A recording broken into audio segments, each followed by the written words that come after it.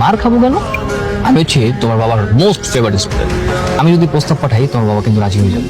তুমি তাহলে এখন আমার বাবাকে চিনতেই পারো না। আমার বাবা, আমার চাচারা, ওরা কেন জানে না প্রেম ভালোবাসা কিছু সহ্য করতে পারে না। প্রেম ভালোবাসার নাম শুনলেই ওদের মাথায় কেন যেন আগুন জ্বলে যায়। আর তুমি কি বোকা নাকি? আমরা যে প্রেম করছি সেটা তো স্যারকে বলবোই না, আমি তো সরাসরি বিয়ের প্রস্তাব দেবো, তখনই সে রাজি হয়ে যাবে।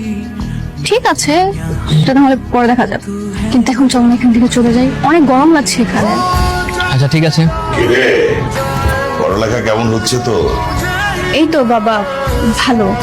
সারাদিন তো পড়াশোনার উপরে আছি, সেই সকাল থেকে এখনো টেবিলের মধ্যেই। কি জানি, সারাদিন তো আমি বাসায় ছিলাম না। টেবিলে আছিস না কোথায় আছিস আমি তো বলতে পারবো না, কিন্তু ফাঁকি দিস না, ভালো করে পড়। না না বাবা, ফাঁকি দিব কেন? আর ফাঁকি দিলে তো নিজের জালে নিজেই ফেসে যাব।